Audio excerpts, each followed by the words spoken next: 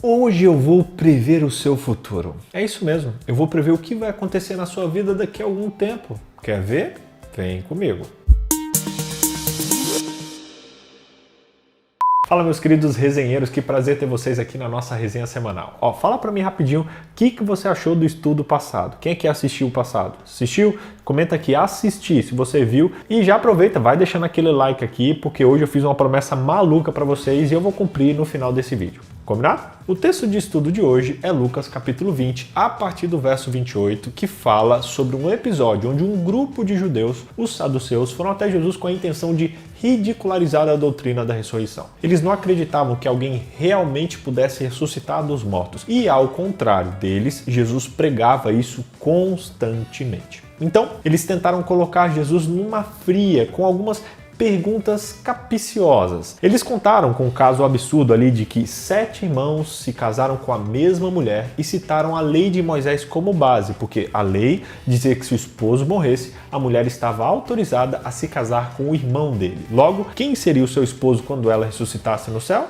E aí, se ela tinha 7 maridos, qual deles seria? E agora? Os saduceus rejeitaram a ressurreição basicamente por 2 motivos. Primeiro, na opinião deles, a ressurreição era contrária à observação científica dos fatos. Com base na falsamente chamada ciência, eles haviam raciocinado que seria impossível que um corpo morto fosse ali trazido à vida. A segunda razão pela qual eles não acreditavam na ressurreição é que eles não encontravam apoio para ela no Pentateuco, ali nos primeiros 5 livros da Bíblia. E essa era a única parte das escrituras que para eles tinha uma autoridade inquestionável. Mas como os saduceus apresentaram um argumento retirado do Pentateuco, Jesus, muito sabiamente, respondeu com base na mesma fonte. Se Jesus tivesse escolhido provas de outros livros do Antigo Testamento, os saduceus teriam rejeitado na hora esse argumento. Jesus é muito sábio. Jesus respondeu que eles estavam enganados em 3 pontos. Primeiro, o exemplo deles era irrelevante, porque no reino vindouro, no céu, não haverá casamento. Segundo, porque eles não conheciam as escrituras, porque a própria Torá, que os saduceus afirmavam reverenciar, ensinava a ressurreição dos mortos. Lá em Lucas 22, 29 a 30 está escrito, você pode ler depois. Terceiro, Deus realmente tem um poder infinito para ressuscitar os mortos. Jesus falou tão bem sobre isso, usou tão bem esses argumentos, que os saduceus ficaram de boa ali e viram que é melhor não mexer com o nosso mestre.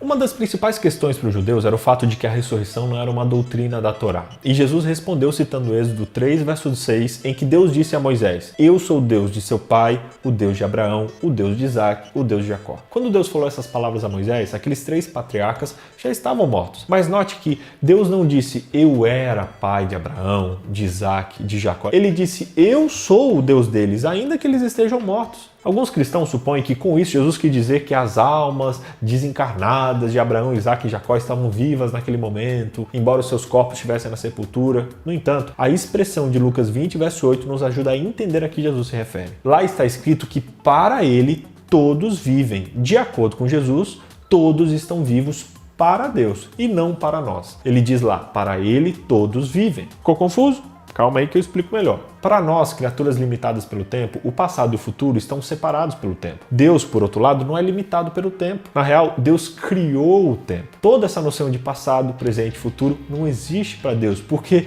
ele existia antes mesmo do tempo existir. Na real, até dizer que ele existia antes do tempo é meio estranho, porque a gente já está dizendo sobre o tempo, que foi algo que Deus criou. Enfim, gente, o que a gente tem que entender é que para nós é potencial e futuro, e para Deus é atual e presente. Na mente de Deus, as coisas existem antes de vir à existência real. Embora o tempo seja importante para Deus, ao contrário de nós, ele vive num presente eterno. Um exemplo bíblico que ajuda a gente a entender a diferença entre a maneira como Deus se relaciona com o tempo e como nós fazemos é que antes do nascimento de Isaac, Deus disse a Abraão que ele seria pai de muitas nações. Lá ele diz assim: "Quanto a mim, essa é a minha aliança, você será pai de muitas nações." Nesse versículo, Deus estava falando a partir do ponto de vista de Abraão, porque ele ainda não era pai de muitas nações. Só que no verso seguinte, Deus lhe disse que ele o havia feito já pai de muitas nações, que era a perspectiva de Deus. O seu nome, ele diz, não será mais Abraão, e sim Abraão, porque eu constituí você como pai de muitas nações. Do ponto de vista de Abraão, a promessa ainda era futura, mas do ponto de vista de Deus, a promessa já era um negócio feito. Esse conceito nos ajuda a entender em que sentido Jesus é o Cordeiro que foi morto desde a fundação do mundo. E o Cordeiro que foi conhecido antes da fundação do mundo, que também diz lá em 1 Pedro, capítulo 1, verso 20. A ideia de que Deus vive em um eterno presente também nos ajuda a entender como os nomes dos fiéis filhos de Deus foram escritos no livro da vida desde a fundação do mundo, antes que eles existissem, enquanto os nomes dos ímpios não foram escritos ali. Está em Apocalipse 17, verso 8. Aqui não é que Deus estava predestinando uns para a salvação, aqui é que Deus sabia quem escolheria ser salvo e quem não, mas ele não determinou, ele apenas tinha esse conhecimento. Gente, isso aqui é muito sério. Eles duvidaram naquela época diretamente do poder de Deus, e isso é um problema dos dias de hoje também. Hoje em dia, cristãos e teólogos liberais usam o mesmo argumento dos saduceus para rejeitar os milagres da Bíblia. Eles apelam dizendo que tem um princípio da analogia, afirmando que como não vemos ressurreições acontecendo nos nossos dias, também a gente não pode acreditar que elas tenham acontecido no passado. Assim, nem os saduceus, nem os teólogos liberais acreditam no poder de Deus para a ressurreição. Cuidado com isso. A única forma de combater o argumento naturalista é tendo fé. No entanto, naturalmente, a certeza dessa verdade depende da fé. E a fé vem somente quando a gente desenvolve um relacionamento pessoal e íntimo com Jesus. Assim, Paulo escreveu: "O que eu quero é conhecer a Cristo e o poder da sua ressurreição, tomar parte nos seus sofrimentos e me tornar como ele na sua morte, para de algum modo alcançar a ressurreição dentre os mortos." Quão certos podemos estar de que Deus ressuscitará aqueles que morrem em Cristo? A gente não precisa ter dúvidas, porque para Deus esse já é um fato consumado. Resumindo, primeiro, não seja duro nem incrédulo como o saduceu. Segundo, Deus é eterno. Ele era, ele é e sempre será. Terceiro, a ressurreição é real, mesmo que a gente não veja isso nos dias de hoje. Quarto, a fé se desenvolve através de um relacionamento com Deus. Ah, BJ, e quanto ao meu futuro, o que você tem a me revelar? Você prometeu? Sim, eu prometi e eu vou cumprir, eu vou falar.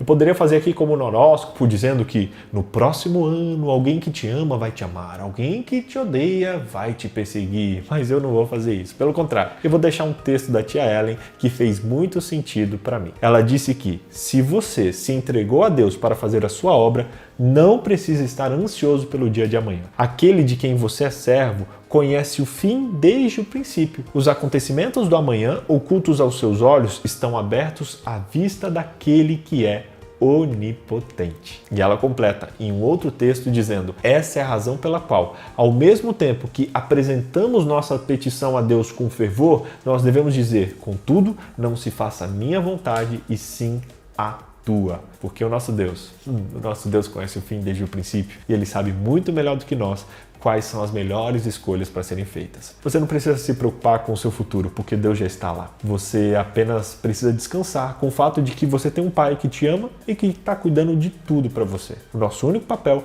é estarmos ligados a Ele para que a vontade dele seja a nossa. Eu quero te convidar hoje a reafirmar o seu relacionamento com Deus. Eu quero fazer um propósito com você de diariamente nós lermos a nossa Bíblia, orarmos e nos relacionarmos com Deus ao longo do nosso dia, pelo menos uma vez nessa próxima semana. A fé se desenvolve através do relacionamento e a vontade de Deus vai ser revelada na nossa vida à medida em que estivermos ligados a Ele. É a velha receitinha, ela nunca falha. Bíblia e oração. Você quer reafirmar o seu compromisso de estar diariamente ligado a Deus? Você quer fazer isso hoje? Escreva aqui nos comentários: eu reafirmo o compromisso. Escreve aí agora e vamos juntos, nessa semana, dedicar ao menos 5 minutos por dia para nos alimentar no nosso relacionamento com Deus, orando e lendo a Bíblia, que é a palavra dele. Escreve aqui embaixo: eu reafirmo o meu compromisso. Eu quero, junto com você, desfrutar do futuro lindo que Deus tem reservado para mim e para você, aqui na Terra e na eternidade. Que Deus abençoe sua vida. Até semana que vem.